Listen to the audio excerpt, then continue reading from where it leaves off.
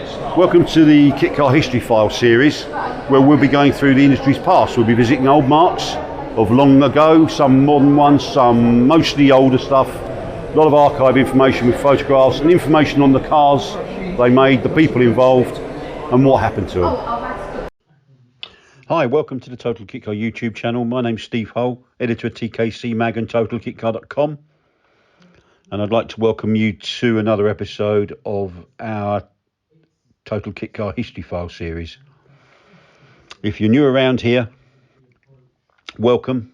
Don't go yet. Have a little listen to what we're trying to do with these little videos, and that is to promote and highlight a wonderful UK kit car industry, which in 2024 celebrates, or celebrated, depending on when you're listening to this, a marvellous 75 years of existence. And it's something we think deserves to be trumpeted, really. And we're doing our little bit in our own way to try and achieve that, really. And if you're an old hand round here and we welcome you warmly and welcome you back indeed. When I say our, the process we're doing this with in association with the TKC Mag video editor Neil Winnington, who runs Enwin Motors YouTube channel, and Neil runs some exclusive stuff, we run some exclusive stuff, and there's also a crossover there as well when we run each other's videos, all in the name of promoting the kit car industry. And so if you haven't done so already, if you'd please subscribe to both channels. It won't cost you a penny to do so, and you'll be notified every time a new video drops, or whatever the hell they call it. Modern technology is beyond me, really. I'm stretching. And also, yeah, make sure you hit the all button, because then you'll know everything every time we do one. We do these once a week normally. Sometimes you're lucky, boys and girls, and you get two, but just depends, really. And also, of course, if you could hit that like button on the way out, that'd be really good. I'm not entirely sure why it'd be really good, but I think it'll be really, really good. So I'm told. So if you could do that, that'd be great. Thank you very much. So anyway, without further ado, this time we're looking at a proper diva. It's a little 60s mark from South London called Diva Cars. They came from a marvellous little place. Now, I come from that part of South London originally. And it's called Penge, although if people want to be posh in Penge, they used to refer to it as Ponge. And I noticed it, a friend of a friend, I noticed the other day called it West Annerley. And Annerley is a suburb next door neighbour, I guess, if you will, going towards Elmer's End, if you know that part of South London. And yeah, he referred to Penge as West Annerley, which is I've heard it all now. And I did actually highlight the fact that I asked him where he lived, and he told me, and I said, no, you live in Penge, mate. Be proud. Anyway, for reference, it's pincered by Crystal Palace, Sydenham, and the aforementioned Annerley. Anyway, I guess only a very few people would know that the Diva Garage business was one of Britain's most successful motorsport marques pro rata, given its size. Tiny company. Another point of fact about Penge, or Ponge, was that Rolling Stones, the late Rolling Stones bassist Bill Wyman, he grew up in Penge. Although I did read somewhere, I think it is his biography, that he described his childhood as scarred by poverty. So I don't know what that says about Penge, or if he was referring to Penge. But anyway, back to Diva. And the man behind the company was an aviation engineer called Don Sim. He was born in Lewisham, another famous South London suburb, in 1931. And after he did his national service in the RAF, he enrolled at the Chelsea College of Automobile and Aircraft Engineering, where incidentally his classmates included Mike Hawthorne and Jackie Epstein. So aircraft, or aviation in general, and motorsport were very important to Sim in the early 50s, and he built a special on a clapped out Raleigh 9, although he replaced the engine at a later date with a supercharged 1500 Alfa Romeo engine, albeit with no body, that allegedly, and again this is a big allegedly, had previously been driven by Tazio Nuvolari. Okay, moving on. Anyway, Sim had actually bought that project from a chap called Mike Handley, with whom he developed a close friendship, which would later lead them going into business together. They built a car in Sim's garden shed for the 1172 750 Motor Club race class that was designed by Handley, helped by Sim and Epstein and a few other friends. And while all this was going on, though, Sim landed himself a really plum aviation-related job in Beirut. And when he returned to the UK in 1956, he'd given his instructions while he was away, because I think he was like the band leader. And when he came back, he found that it was nothing like what he wanted or expected or indeed intended. So he started again. He designed a simple ladder frame chassis, used all the running gear from that special, and called it the Yimkin, an Arabic word for maybe. And this led directly to the formation of another little company called Yimkin Engineering, again with Mike Handley in tow. A new prototype was designed for the 1172. I believe it was a basic cycle wing car that Sim raced for 2 seasons, but inevitably was outgunned by the bigger and more wealthy tuners with bigger budgets. So he switched to a larger BMC. I put my teeth in today. BMC A series engine and moved to the 1000cc sports car class, which he fared a little better. In addition to building those little race cars, Yimkin specialised in A series tuning, and they were pretty successful. Based in the centre of London, Ellis Street, which I believe is just off of just behind the Cadogan Hall in Chelsea, which is like a side road off of Sloane Street, I think. Even back then, Sim was punching above his weight, and even the Yimkin brochure for the day was a very sophisticated little effort with a brilliant strapline on the cover, which read, "Millionaire or penniless enthusiast, the Yimkin is designed for you." And I love that. I love some of those 60s marketing material and their straplines that they used on their brochures.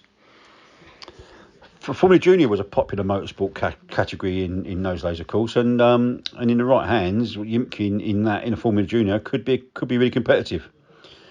Fully built, those cars cost £880, which, according to the marvellous inflation tracker that I punched that number into, is about 15 grand in today's prices. Rolling chassis you could buy sort of like a glorified kit from £500. And if you paid them another £50, they build it for you, as long as you took them your engine and gearbox. And most customers chose the full 105E. And they could tune that to you if you wished to stage 3 levels of tune. Ultimately, though, just 6 Yimkins were sold, with 4 of them going overseas. And Handley it was who was always suggesting that they offered a full-blown works Formula Junior car rather than a converted 1172. While he also wanted to develop a road-going car. Although the fact they couldn't really agree, and the fact that the two partners, Handley and Sim, both had young families, young men with young families, Yimkin ceased to exist in late 1960, I think it was. So Sim once again turned to his reliable backstop, the aviation world, and he took a job with BOAC as an engineer on Lockheed Constellations. Although he probably didn't realise then that he hadn't really done with cars, far from it. One of those 2 Yimkins that remained in the UK, one of those 6 Yimkins that remained in the UK, of which there were 2, went to a chap called Leo Bertorelli, and he was one of South London's premier purveyors of ice cream. And Sim and Bertorelli developed a friendship, and indeed the latter, Bertorelli, engaged Sim's tuning skills on his Triumph TR3 that he raced and regularly beat bigger and more lauded rivals. And I think that's indicative of the fact that Sim was a pretty handy engine tuner. And indeed, Bertorelli rated him so highly that he set him up in a garage in Penge. And he also brought in another of his businesses and put it in that garage, Tunex. He ran a company called Tunex Conversions. and Sim was put in charge of that too. Kind of, I think they sort of still ran separately, but they were kind of absorbed into one, if you will. That was an offer that Sim couldn't refuse, even though he had a really good job with BOAC, British Overseas Airways Corporation, I think, which all ended up being funneled into what became British Airways, of course. Anyway, he did indeed go and work in Penge for Bertorelli. Although Bertorelli didn't just want to concentrate on engine building and tuning, he actively encouraged Sim to think about building his own car once more. Although Sim was reluctant after the way that the Imkin enterprise had ended, but he was persuaded. But then there's another famous, I don't know if it's a quote, if it's a genuine quote, but he was reported to have said, if I do build another car, it won't be a prima donna, or words to that effect. And then I don't know who the works foreman was or his name, but he's reported to have retorted, no, we don't want a Diva, do we? Which I'd love it to be true. If it was, great. Certainly gave the little company its name, Diva Cars. So work really became that plausible explanation for the company name is good, I think. But work began on what became the first Diva, and he actually revised an old Yimkin chassis, fitting it with a live axle, a 750 Formula Heron body. They were another localish little GRP manufacturer, GRP maker and specials builder, and they were run by a guy called George Bishop, and they were based in Greenwich. And that body was made to fit the chassis. Despite Diva Tunix being, they decided to go with a tuned Ford 105E because that's what Sim really knew and liked. And it may not have been the prettiest vehicle, but from the outset, in a guy called John Bloomfield's hands, it was competitive straight out the gate. 10 podiums with 7 wins from 10 starts in 1962. They built a second car, which is probably more like the car that we kind of associate with being a Diva GT. And that was more sophisticated all round. It had IRS, independent rear suspension. Sorry, I shouldn't assume everyone knows what that means. A Watts linkage and Triumph running gear, unsurprisingly. And Sim had designed that new body. But on the eve of the racing car show in 1963, he decided it wasn't right, and they didn't like it. I think he was prone to changing his mind clearly at the last minute, which I think caused a bit of disruption. Anyway, the first proper Diva GT, they were offered as complete kits, and that included the full 105E engine, twin Weber carbs, and stainless steel exhaust for, I think it was £860, which is about £12,500 if you allow for inflation today. They were always struggling for money, even though they had the patronage of Bertorelli. They were always, like all their contemporaries in the 60s, they were always scratching around for money. And I guess someone put this theory to me the other day, actually. I think it's a very reasonable one. The companies pretty much made too much in-house rather than subcontract things out or buy stuff off the shelf. They wanted to build it all in-house, and that cost money, of course. And I think that was something that impinged on many of those companies, including Diva. One thing that set that Diva GT apart was the suspension. And it had very long wishbones at the front, I believe. It was notable for that. Although Tunex/Diva never ran an official works race team, Sim and his little band of staff, they readily supported their most successful customers. And one of the most victorious in a Diva was a guy called Doug Mockford. He finished second in the BRSCC's 500 Club Trophy, in the 1000cc class. And even Don Sim would turn out in a Diva GT fairly regularly in that series. And racing indeed was their bread and butter. That was their main core business. Lots of people asked them if they could make a road car, but they always looked at themselves as being a racing car or sports racing car manufacturer. Although there was a tentative step into road going activities. I think in their brochure of 1964, they advertised. They did actually advertise a road going version, priced from £940, 13,300. I think that equates to today, allowing for the dreaded. But I think they only sold 4 of those. So it's clear really that customers saw them as building track cars. The Diva GT Racer, if you just wanted a track version, was £50 more expensive at £990. But I also noticed that they offered, and I find this is great. I love some of this stuff from the 60s, I really do. In the brochure, that 64 brochure, they had a Diva GT, a strengthened model. That was the word they used, strengthened. And they charged £1,117, quite a lot more money for that indeed. But that one also added the option of a 1600 Ford Lotus twin cam engine. Although their standard choices were that 105E, or indeed they also offered a Hillman Imp, Coventry Climax derived unit. Has to be said though that amongst those club racers and decent ones at that, national level drivers, there were some really good drivers cut their teeth in a Diva.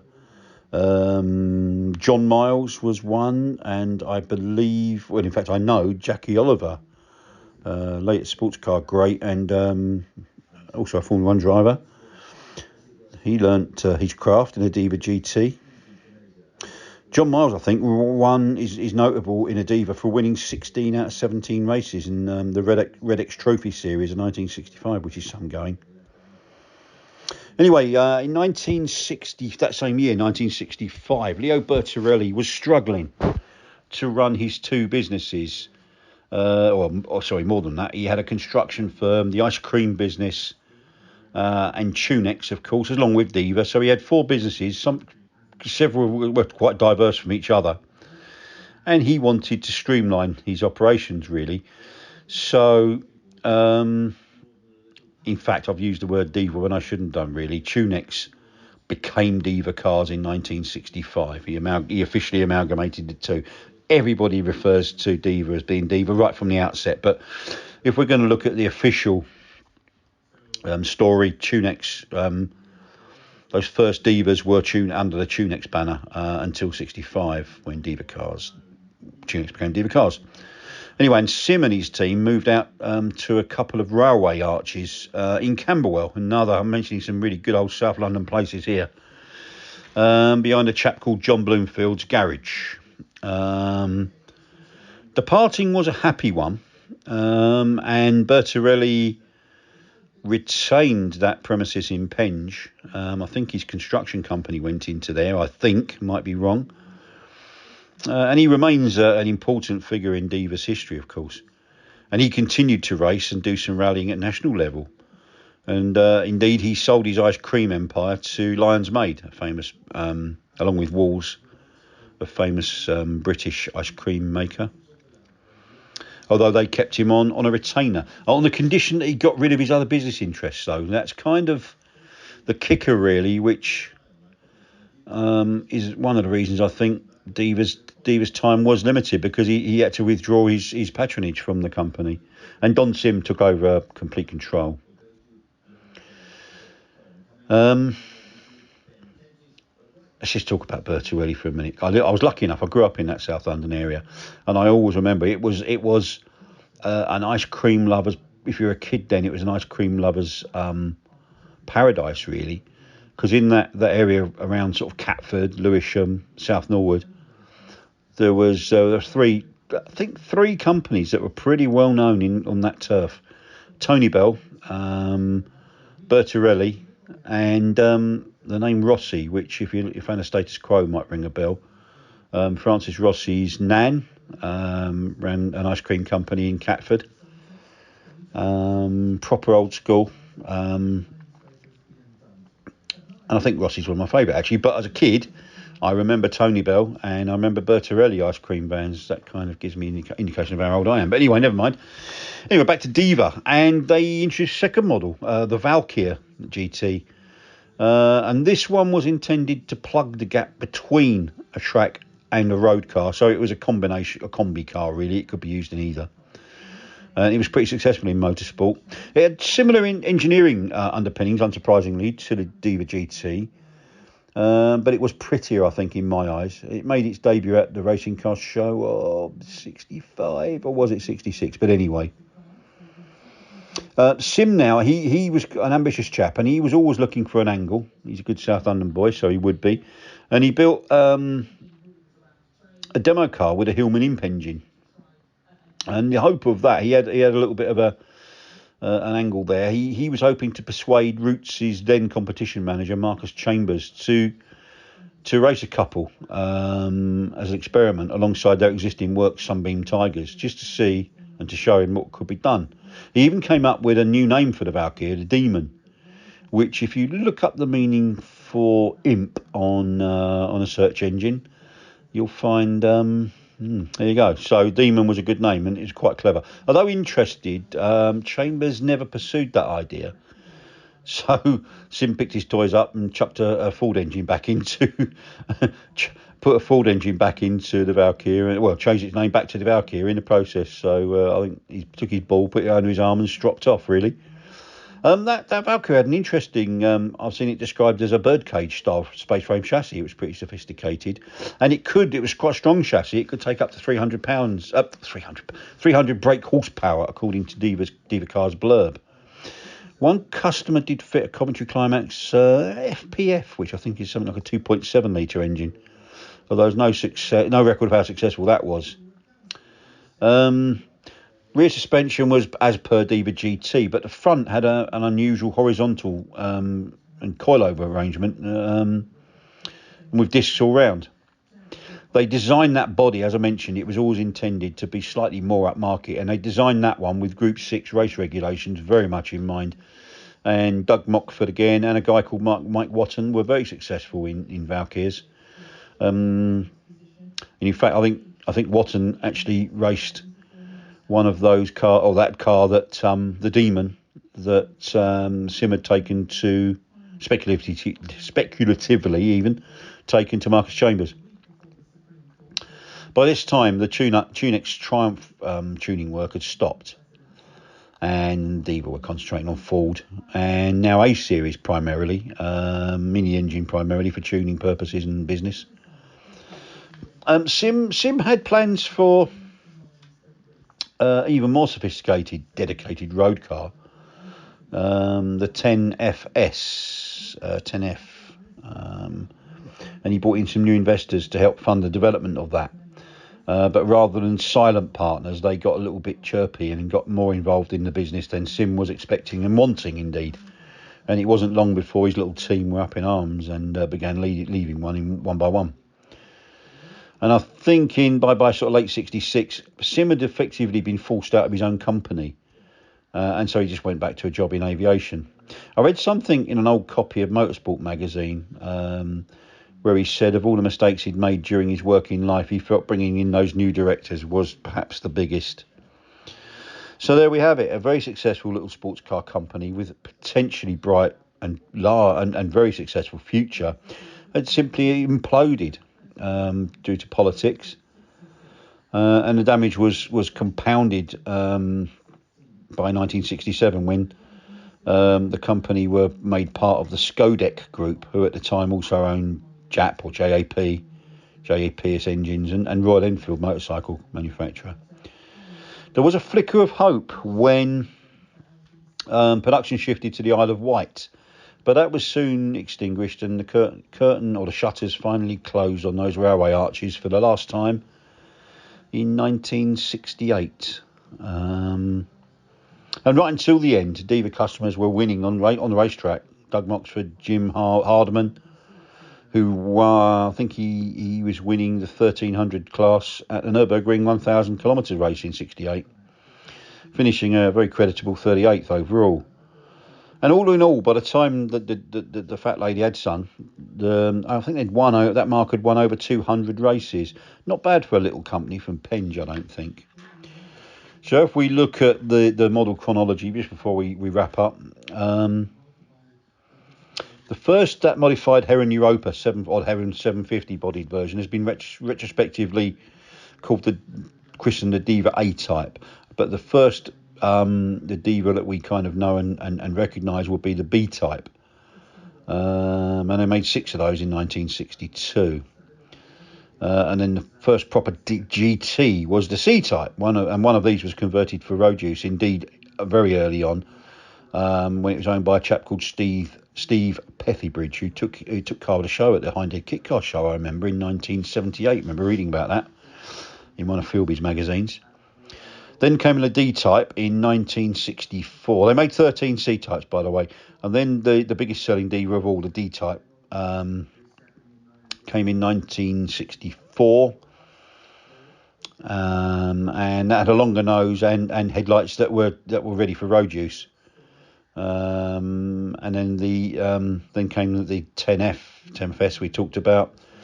This was the one that was really aimed at the road, more sophisticated, thicker GRP, proper sound insulation, rubber engine mounts, and it was less hardcore than the others. And it was this car really that ended up sort of sounded the death knell for Sim to be forced out of Diva. And then the Valkyrie, they made 6 of those. That's all. That first prototype had that Hillman engine and was really called a Demon, really.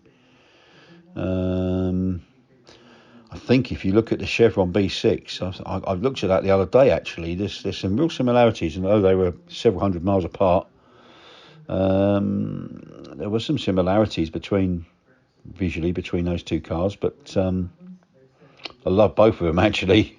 Who wouldn't turn down a Chevron B6? But that brings to the end of the little Diva story. So I hope you've enjoyed this one. Thanks for giving up a little part of your day. As I said, if you could hit the like button on the way out, I'll turn the lights off. You hit the like button, and I look forward to welcoming you next time, I hope. And thanks for visiting. And wherever you are in the world, have a great day, and thank you.